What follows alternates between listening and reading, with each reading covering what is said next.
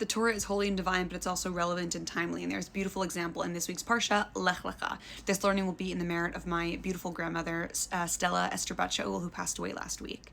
We will learn in the merit of the elevation of her soul. So this week's Parsha is Lech Lecha, which is the first thing that God says to Abraham, the first Jew, and we're being introduced to Abraham in this Parsha 10 generations after the story of Noach and the flood. So 10 generations after Noach, we have Abraham. And Abraham is told by God, go forth, or at least that's how it's translated here. But there's 4 translations of Lech Lecha according to Rabbi Jonathan Sachs. So the first is, go for the sake of yourself. Lech Lecha, go for the sake of yourself. God is telling Abraham, pick yourself up from what we believe is either modern day Iraq or modern day Turkey and bring yourself to the promised land. You have to leave the place that you're comfortable in order to become who you're truly meant to be. You're supposed to become the leader of this incredible people, the Jewish people, but you have to leave where you are in order to become that person.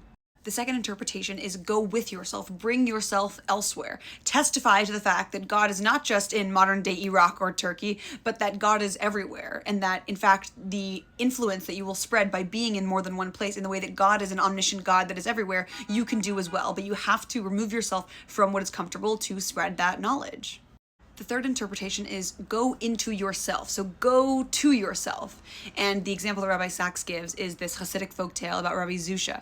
And Rabbi Zusha was on his deathbed and he was crying. And his students asked him, why are you crying? And he said, my truest fear is not that God will ask me, why weren't you as great as Avraham or as Moshe? But why weren't you Zusha? Meaning, why weren't you yourself? And that is what God is perhaps telling Avraham. Go and be the best version of yourself. And the fourth interpretation is go by yourself, meaning go alone, meaning that the only people who can truly become great, become what they're supposed to be, are the ones that are truly allowing themselves to be singular, step aside, not go along with the fray.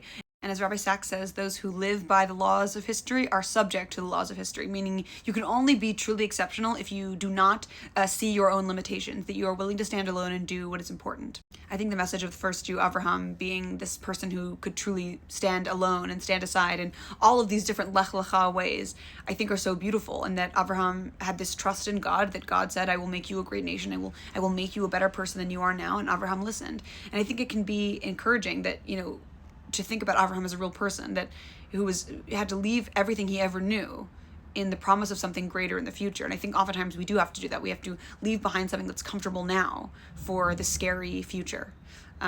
Just knowing that it will be for the best in the long run. That's this week's Parsha. Shabbat Shalom.